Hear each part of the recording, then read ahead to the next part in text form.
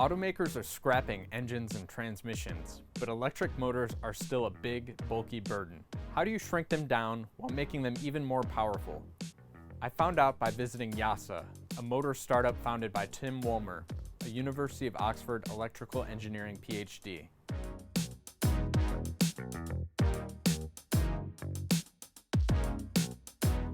When drivers of future Mercedes models stomp the accelerator of their electric performance cars, they'll get extra oomph out of the batteries because of something that sounds straight out of Back to the Future.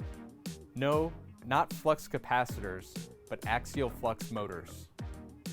These machines are about a factor of 10 more effective when it comes to cooling than a radial machine, so they get 10 times more heat out, which means you can push them harder, you can shrink everything again, and that just has this cycle of size down, weight down, cost down, efficiency up. So these are the four kind of mantras we really push for. Mercedes and even Ferrari are turning to these motors to generate gobs of torque and blazing 0 to 60 times. Axial flux motors are much smaller than radial motors, the predominant type of electric motor used by Tesla and other EV makers. But they pack a more powerful punch. The differences between them has to do with their orientation and geometry. Radial motors are shaped like sausages, with rotating magnetic rotors spinning within stationary stators. They create flux radially, meaning that it's perpendicular to the axis of the rotation. Flux is what turns the wheels of your car once you press the accelerator. Every time you hit the accelerator, we're putting hundreds of amps, in some cases thousands of amps of current through these copper coils. As you push current through the copper, this creates an electromagnet, essentially. And because we have magnets on the rotor, they create repulsive and attractive forces, which translate into torque.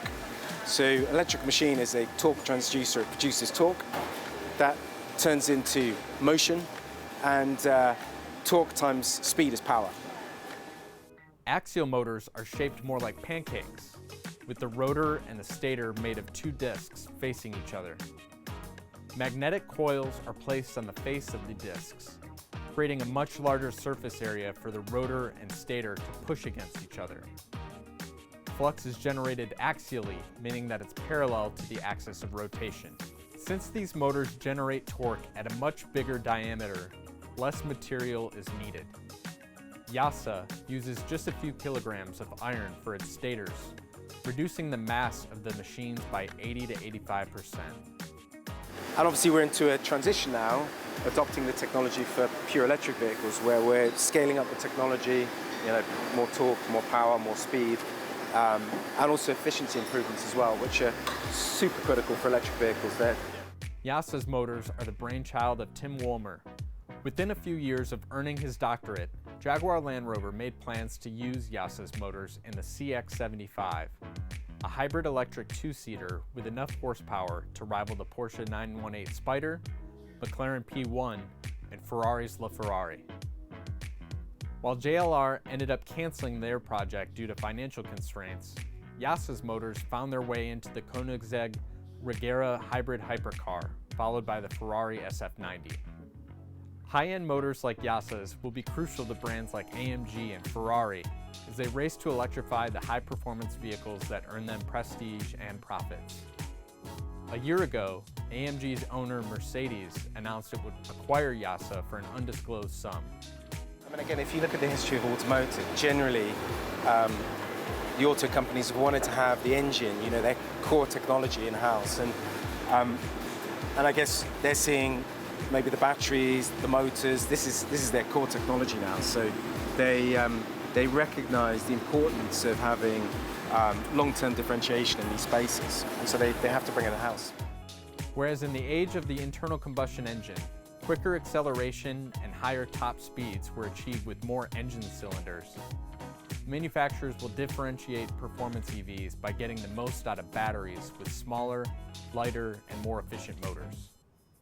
Their smaller size could allow car makers to put one motor on each wheel, which isn't feasible with radial motors. Putting a motor on each wheel, or at least one on each axle, would allow for torque vectoring, or controlling how much power motors send to each individual wheel for improved agility.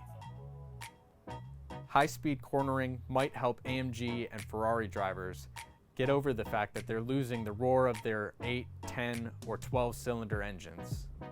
Yasa's motors also could completely remove the need for a powertrain on the so-called skateboard underneath an EV. That would open up more space for engineers to package batteries, create more room for bigger front and rear trunks, or allow designers to experiment with new ideas with respect to aerodynamics. I'm Craig Trudell, and this is How We Move. For more stories like this, follow us on your favorite platforms.